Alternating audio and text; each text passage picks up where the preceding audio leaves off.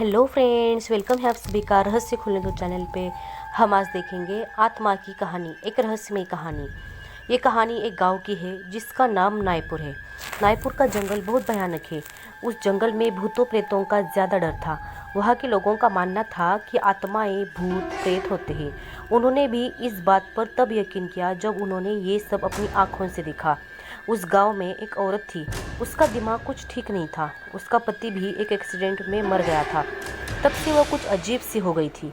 कुछ लोग उसे पागल कहते थे। एक बार की बात थी कि सुबह सुबह गांव का एक आदमी जिसका नाम छोटू पांडे था, वो शहर की ओर कुछ ज़रूरी काम से निकल पड़ा। गांव के आने जाने का एक ही रास्ता था, वो भी जंगल से गुजरता था।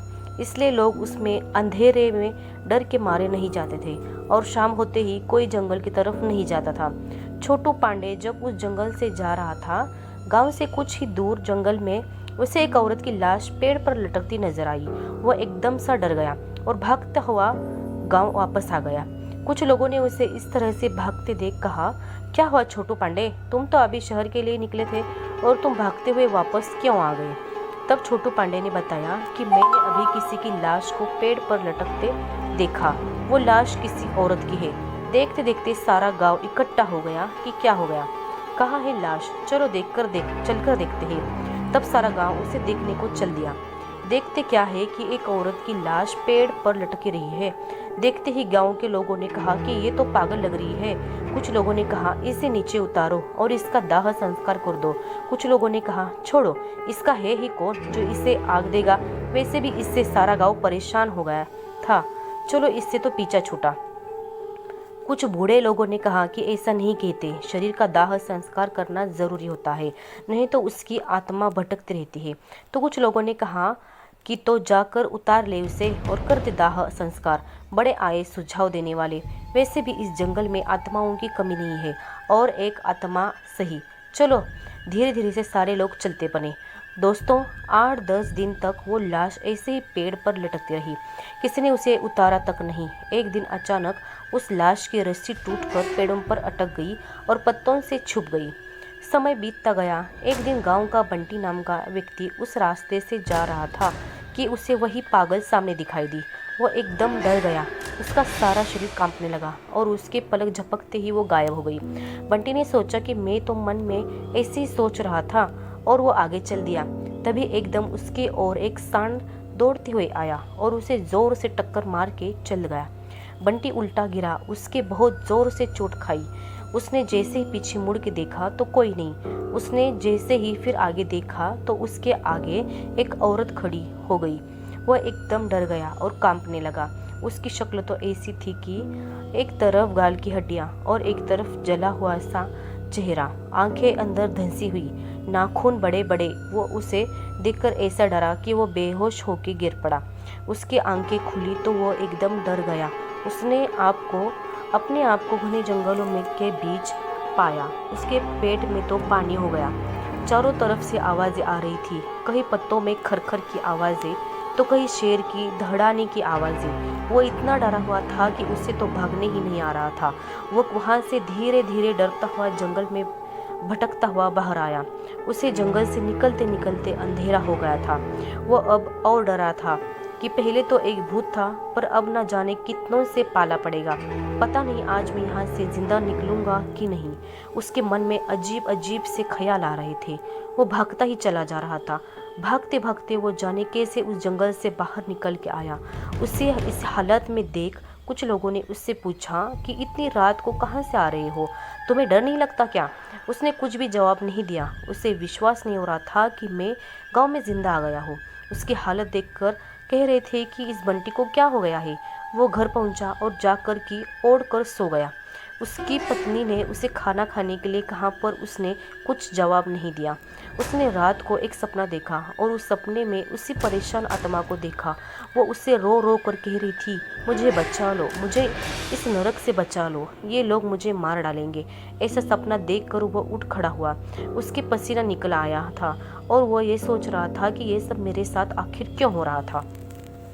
सुबह हो गई लेकिन बंटी नहीं जागा। तब उसकी पत्नी ने उसे जगाने के हाथ आगे लगाया तो उसके चेहरे में वही चेहरा दिखाई दिया। वो चिल्लाया पड़ा, तब उसके बीवी ने उसे कहा, क्या हुआ, तुम शाम को कुछ अजीब से डरे हुए लग रहे हो, न शाम को खाना खाया, तुम्हें आखिर हुआ क्या है, मुझे बताओ। तब उसने सारी बात बताई। तब वो जाकर समझी कि आप तभी परेशान हो। धीरे धीरे ये बात सारी गांव में फैल गई कि वह पागल और औरत भूत बन गई है। तभी कुछ लोगों ने बताया कि रात को यही आवाज़ कुछ लोगों ने सुनी जो जंगल से आ रही थी कि मुझे बचा लो, मुझे इस नरक से निकालो। अब तो सारे लोग परेशान थे कि शहर का जाने का रास्ता भी बंद हो गया, अब हम लोग क्या करेंगे। तब कुछ लोगों ने कहा कि हम लोगों को किसी महान आदमी की सलाह लेनी होगी, ये सब माजरा क्या है।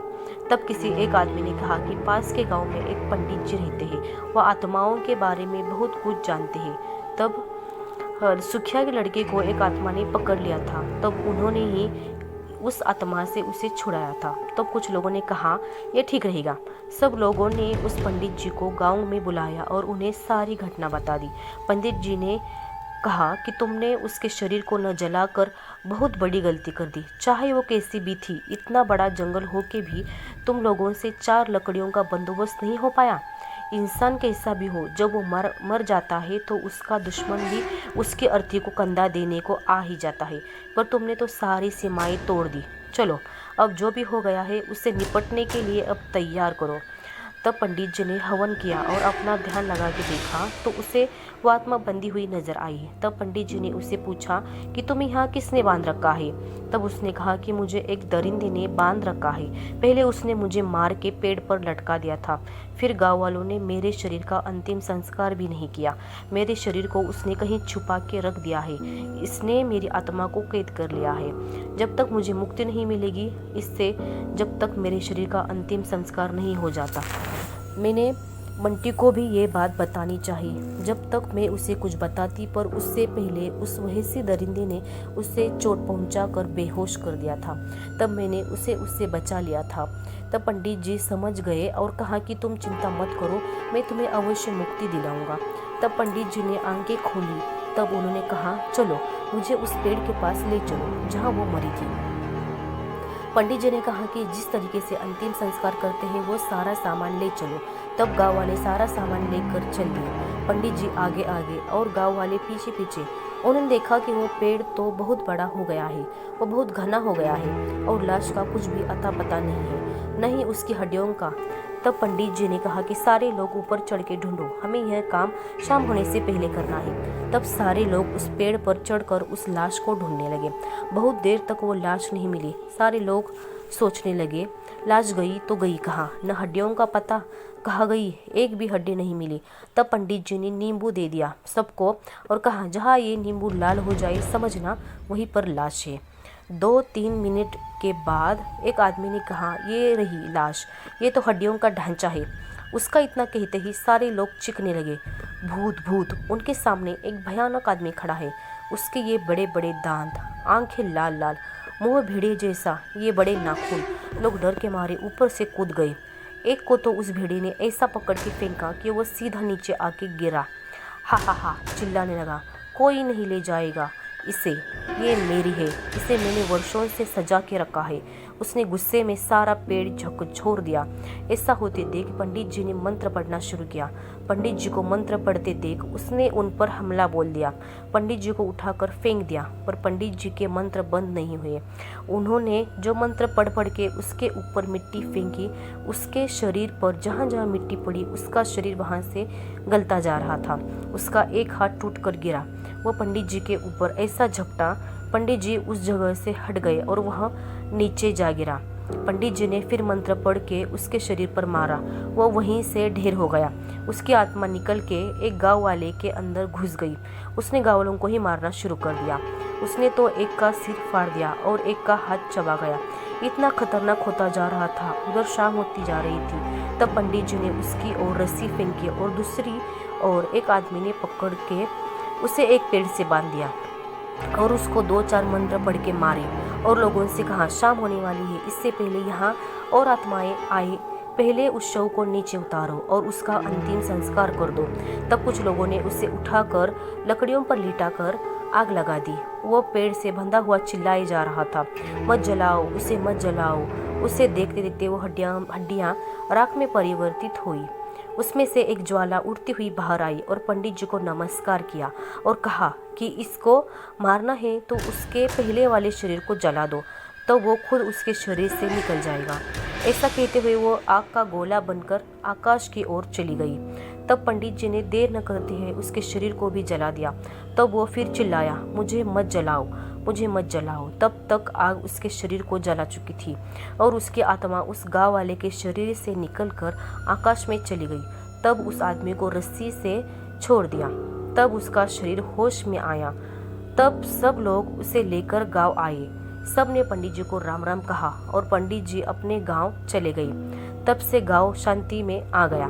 तो दोस्तों, कैसी लगी कहानी हमें कमेंट में ज़रूर बताना।